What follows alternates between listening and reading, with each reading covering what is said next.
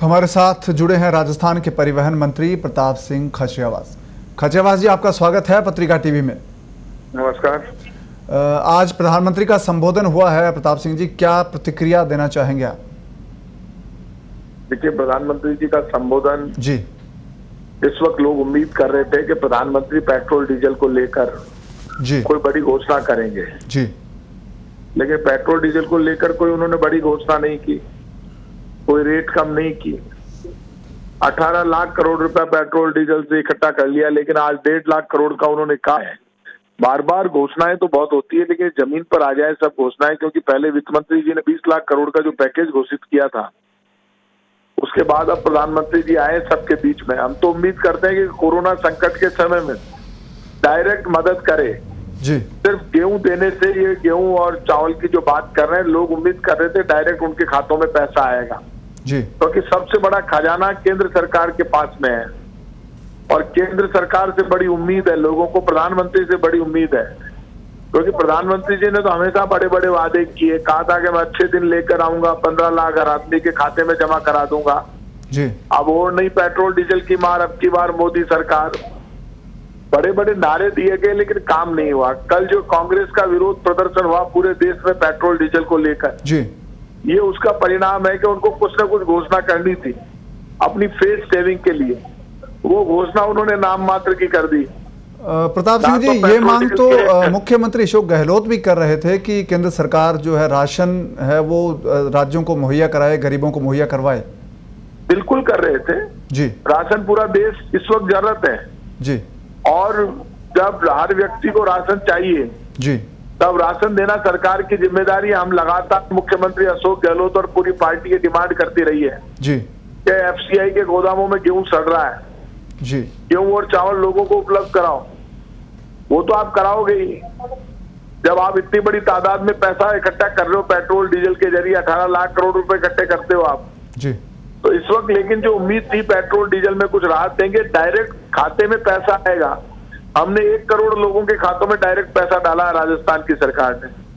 वैसे ही हम उम्मीद कर रहे थे कि करोड़ों लोगों के खातों में ये पैसा डालेंगे, उस तरह से पैसा इन्होंने डाला नहीं है।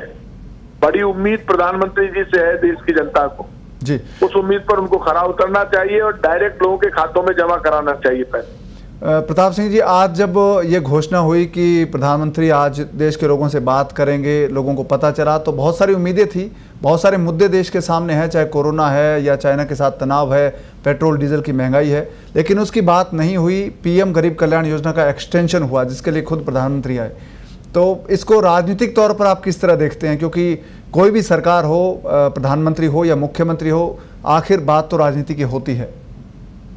देखिए, देश की जनता इस वक्त इनसे सुनना चाहती थी। पेट्रोल डीजल पे कुछ नहीं बोले, एक्साइज ड्यूटी खत्म नहीं की। 2014 में जब प्रधानमंत्री मनमोहन सिंह जी की सरकार थी जी, तब पेट्रोल डीजल इतना महंगा नहीं हुआ, तब $125 प्रति बैरल पर क्रूड ऑयल चला गया था। आज तो क्रूड ऑयल बहुत सस्ता है, तब आपने एक्साइज ड्यूटी बढ़ाकर 1 लीटर पर आप 35 से 40 रुपए कमा रहे हो एक्साइज ड्यूटी से। जी, पहले एक्साइज ड्यूटी थी 3 रुपए 12 पैसे डीजल पर और पेट्रोल पर 9 रुपए। आज आप उसको 35-40 रुपए ले गए। आप एक्साइज ड्यूटी बढ़ाओगे तो जनता को रिलीफ कैसे मिलेगा? सरकार को अपने खजाने की चिंता है, तो ये खजाना भी जनता का है। जितना खजाना ले रहे उतना दो तो सही। आपने जो पैसा पेट्रोल डीजल से इकट्ठा किया वो डायरेक्ट मदद के रूप में हिंदुस्तान की जनता को दो। जो पैसा इकट्ठा किया वो इस संकट की घड़ी में भी डायरेक्ट मदद के रूप में आ नहीं रहा है। और चाइना को लेकर एक भी कोई भी बात नहीं बोलना प्रधानमंत्री जी का आश्चर्यजनक है, क्योंकि प्रधानमंत्री जी का पिछली बार का जो संबोधन था उसमें उन्होंने कह दिया था कि चाइना की कोई गलती नहीं है, चाइना अंदर नहीं घुसा है। उसका बड़ा रिएक्शन हुआ पूरी दुनिया में और जनता को बड़ी तकलीफ हुई, क्योंकि 20 सैनिकों ने बलिदान इसलिए किया क्योंकि चाइना बदमाशी कर रहा है, अंदर घुस रहा है जी। तो इसीलिए वो बलिदान हुए, लड़ रहे थे। तो क्या ये माने कि प्रधानमंत्री का आज की जो घोषणा है प्रधानमंत्री की, ये एक बहुत बड़े वर्ग को टच करेगी, 80 करोड़ देश के लोगों को सीधा सीधा इसका फायदा होगा? तो क्या जो तमाम मुद्दे हैं उनको एक साइड करने की बात है ये? एक बात सुन लीजिए आप जी। राजस्थान की सरकार और स्टेट की हर सरकार जी लगातार जब से कोरोना का, तब से हम फ्री गेहूं, फ्री चावल, फ्री दाल दे रहे हैं जी। तो ये तो इनको देनी पड़ेगी क्योंकि स्टेट गवर्नमेंट सब दे रही है जी। तो आपको ये तो करना ही था। आप ये भी नहीं करते तो फिर क्या करते आगे? तो इस वक्त क्या बोलते आप बताइए? पेट्रोल डीजल में छूट दे नहीं रहे, चाइना पे कुछ बोल नहीं रहे, डायरेक्ट पैसा किसी के खाते में दे नहीं रहे, तो राशन के लिए तो बोलना ही पड़ेगा। कुछ तो फेस सेविंग के लिए चाहिए, वो फेस सेविंग उन्होंने की है जी।